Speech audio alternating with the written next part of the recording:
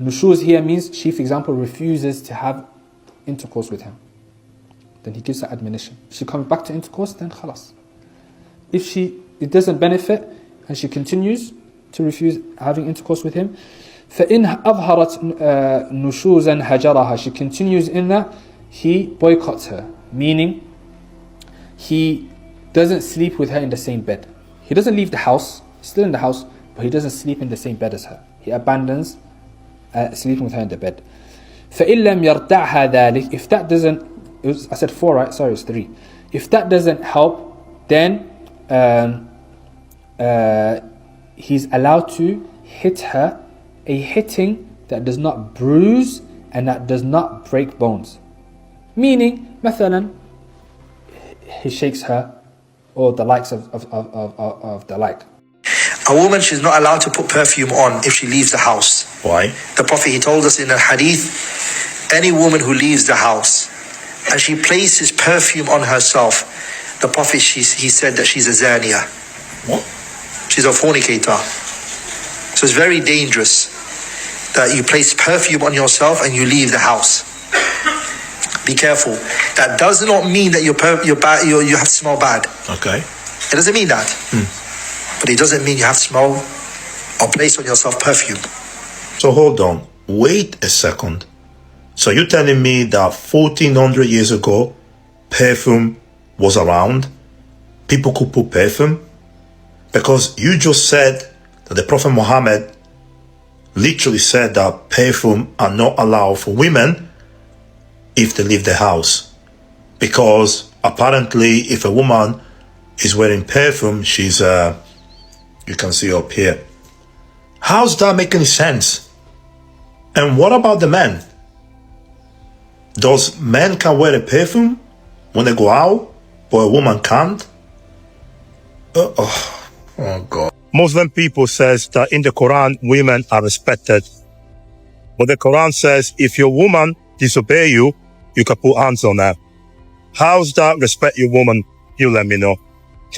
It's all about control. It is all about control. And all I see is slavery. Women are in bondage. I find their perspective very troubling and concerning. Suggesting any physical form of coercion in relationship is unacceptable. That shouldn't be done. As adults, healthy partnership should be built on mutual communication, consent, and respect. It is not a slave-master relationship. They use religion to blindfold women. They use religion to control women. They use religion to acquire women as properties and maltreat women. Resorting to physical measure to enforce one's will is very harmful, and this is what a lot of those religious people do. They're always quick to say their Bible or their Quran supports it. Why should you be the one to punish your wife? Is it a father and daughter relationship? Is it a slave and master relationship? Should we be talking about punishment? If you have a true partnership with mutual respect, why should you feel like it is in your place to punish a woman that you married if you're not seeing that one as a slave? It's obviously a slave-master relationship. And situations like this highlight broader use of control in religion, which we know that is deeply rooted in patriarchal structures. Teachings like this reinforce the notion that men have authority over women. And this is something we've been speaking against. You cannot create any human being, so you don't have that kind of authority that men crave for to control women in relationships. No, you don't have that kind of authority. The authority we're talking about is different from the policy-making authority that the government has. Their mindset is always a woman's autonomy and consent is always secondary to a man's desire. Even if you're growing up, you're not feeling fine. If a man wants sex, give it to him. Ask yourself, why did the man marry in the first place? Because he wants to have continuous access to a woman's body so he can have sex all the time. Women are not possessions, and our autonomy and consent should always be respected. Now, these three men are offended by the way women wearing clothing, show themselves, face, hair, laughing and joking, enjoy life, and they think that such behavior is unacceptable. I'm never gonna understand why some people, like these three men right here, with different culture, different religion, different mentality, come in the UK and then they get offended by the way women conduct themselves. You see, there is something that I call a plane. You buy a ticket, you go to the airport, you catch that plane, and you fly to another country which you know full well that women will be covered, right? And they conduct themselves in a different way, which for you men, right, are acceptable. But you are in the UK, and in this country, women can do whatever they want. If she's got makeup on her face, then she has to cover her face. Women should not be out in public. You should not have pictures of yourself on your camera roll. Isn't this a convenient way to keep controlling you? Oh, don't show your face on socials or don't draw attention to you. Translate, let all the attention go to the men. Don't be fooled. Anyone who's guilt-tripping you into being more modest don't care about your modesty. All they care about is patriarchal hierarchy. This argument that women are too attractive to become public figures, that's objectification. Bell Hooks spoke about the male gaze. It's men who look at us like objects. We gotta develop an oppositional gaze to see ourselves through our own eyes. Plus, one of Islam's greatest teachers was a woman and a public figure, the wife of our prophet, Aisha. We have Said and Nafisa in Egypt who taught male imams. Clarify modesty in Islam, that is not telling women to disappear because men can be lustful who can't control themselves. That's also telling men to lower their gaze and stop sexualizing us. So if you want to start posting on social media, you want to be more outspoken in public, let me repeat this. Telling women to make themselves small because men can't cope, that's not Allah's law, that's male's ego.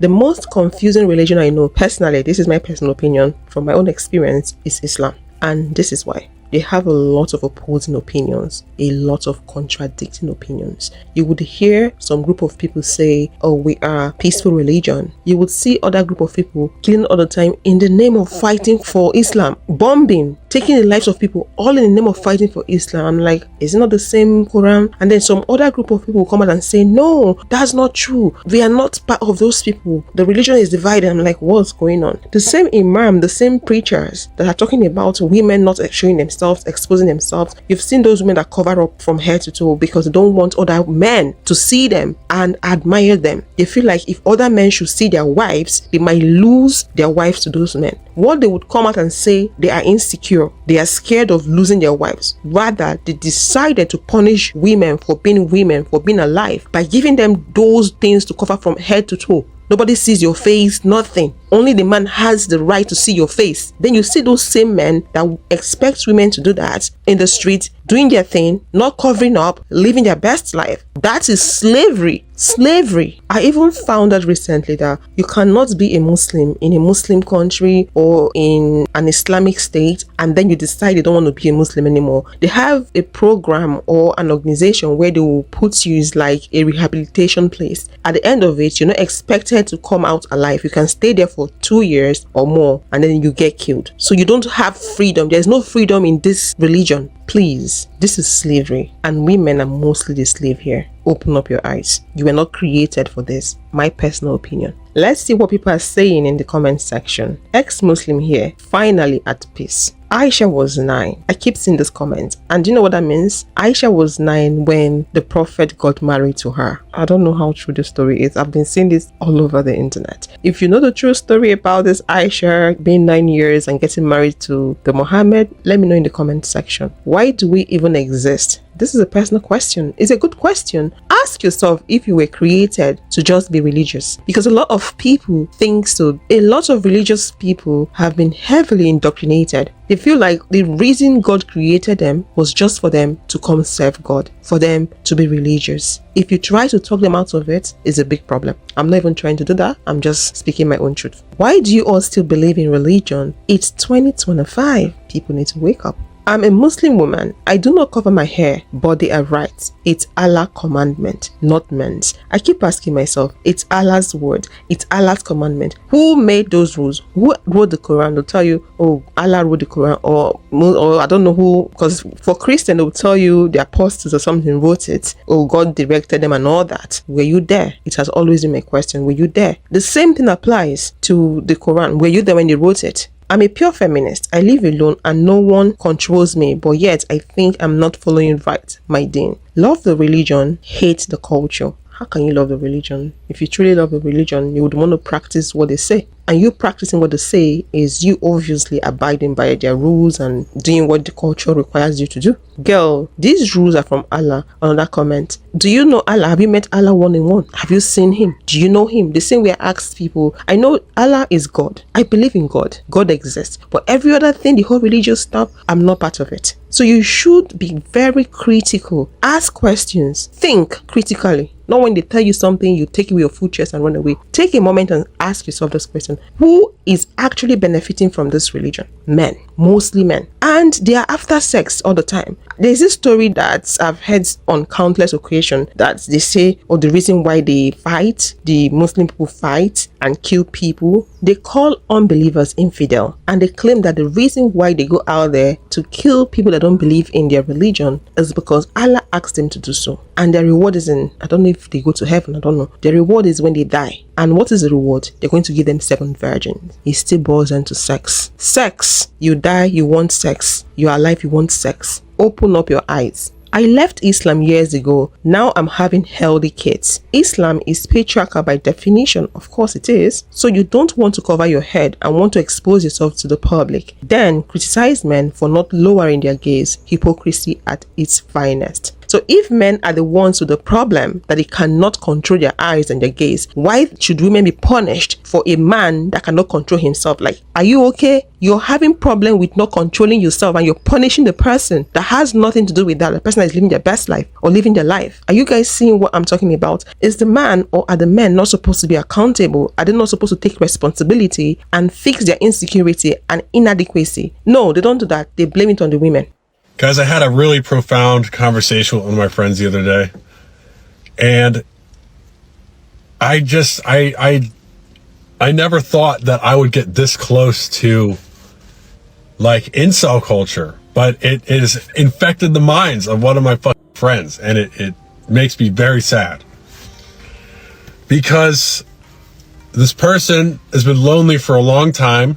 And I can relate to that, man. I was lonely for several years of my life. You know, I still struggle with loneliness.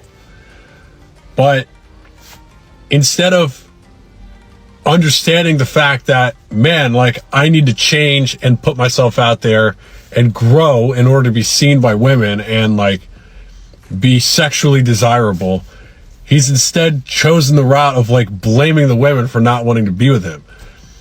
And I tried explaining this so many times, like, dude, is the dating culture right now bad? Yes, it's bad. There's a lot of bad shit happening. Social media has fucked us all a lot. But like ultimately as a man and even as a woman, like the responsibility of being sexually attractive falls on you, okay? A lot of it is your genes, but a lot of it is hard work, man. Like hygiene, being presentable, the way you carry yourself, you know, your economic status, a lot of these things like you can control. And that's just what it is. Like, a lot of people don't want to hear that, but it's true, right? And this guy, I talked to him for like an hour trying to get him to understand because, like, I literally, like, my heart hurts because the answer is right there, man. The answer is right there. And I'm so grateful for the fact that I grew up in a family where like the women are just great role models, man. I looked up to my grandmother, my mom, my sisters. They all taught me so many different things about life, you know, and I internalized those lessons. And what it's taught me is that women don't fucking owe you anything. All right? They don't owe you their bodies. They don't owe you sex. They don't owe you attention. These are things that you have to go get as a man. Like, you have to put in the work. Like, these things shouldn't come to you unless you're 10 out of 10.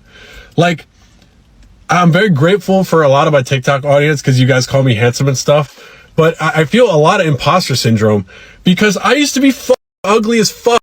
I used to be fat. I used to have no life. I used to have no prospects. I used to like do nothing. That was my life, was just play video games and do nothing for years. But I put in the work and I changed. And so I see these guys, and even some of my own friends, and it's really upsetting. I see them, and they're just like, fuck, dude. It's these women, they don't want me. the culture's so fucked up, dude. And it's like, yeah, well, have you tried like actually changing anything? And the answer is, well, I would, but these girls, it's not going to matter. Like, get the out of here. Get the out of here. Like, that's so stupid, man. It's so dumb. I hate that. I really hate that. I hate that's a part of like the male culture now. It's just like blaming women when you guys don't want to change. That makes me angry because it's hard to change, but you got to do it. If you want to be like a good human, if you want to be up here, that's what you got to do. You can't just sit here and blame girls, blame women for your problems. Thank you for listening.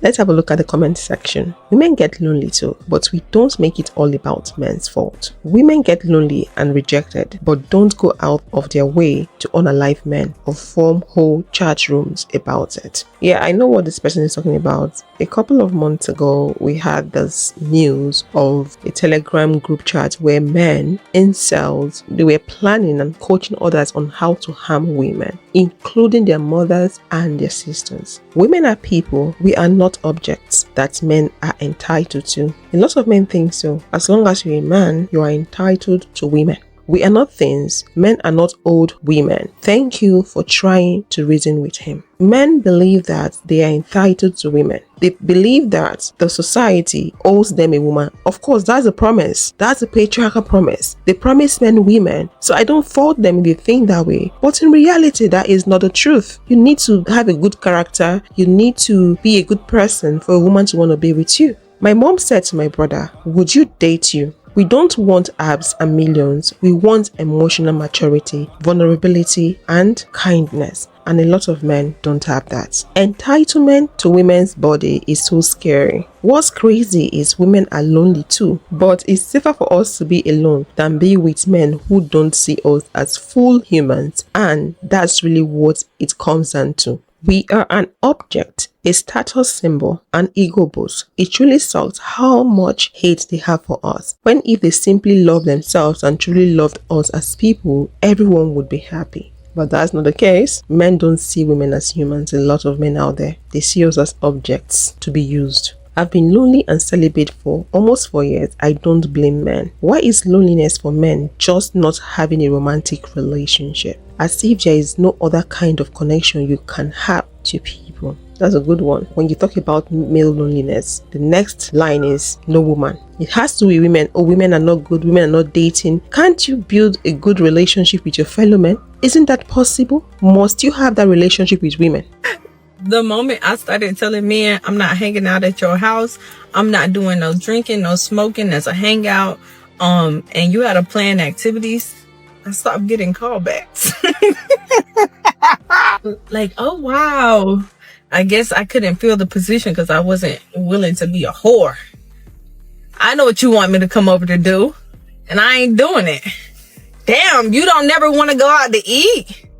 But then again, if I already told them that, of course they don't want to go out to eat because they think they're going to get ass in return of the payment. Bitch! A guy told me that different women serve different purposes in his life. And I'm going to tell you how he broke it down to me. So he said to me that one woman would be really attentive. She would cook, she would clean, she'd do like all the wifey shit. And then another woman would be lit. She'd be pretty, she'd be lit, she'd be outside, she'd be fun to be around. And then another woman would have the same money as him so she could match his bread. Anything that he could do, she could do, and he liked that.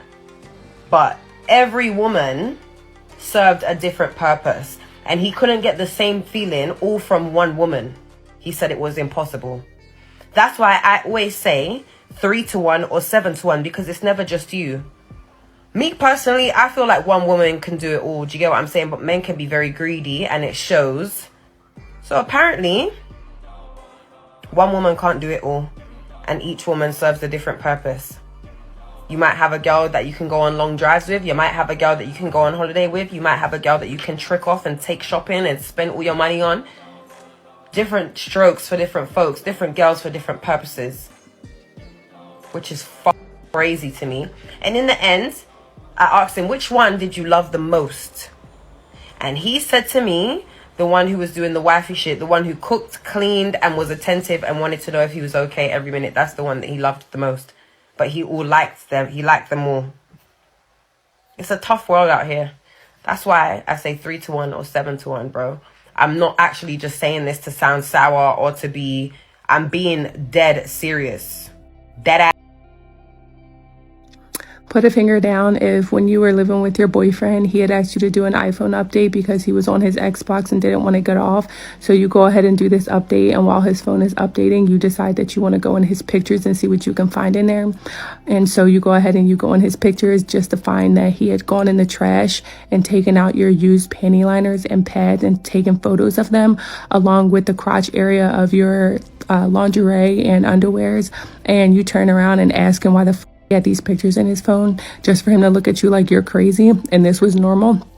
And then he turns around and says he showed his mom and his sister the crotch area of my lingerie and asked them if the discharge inside my underwear were normal for a woman unless she was being aroused, insinuating that I had to be aroused in order to have discharge in my lingerie or underwear. So then you curse his ass out and you decide that he makes you uncomfortable, and you were so weirded out by the pictures that you found that you started sleeping on the couch, and you continued to sleep on the couch all the way up until your lease ended. And of course you had broken up with him at some point, but you never slept in a bed with him again. And once your lease ended, you moved separately and you never talked to him again.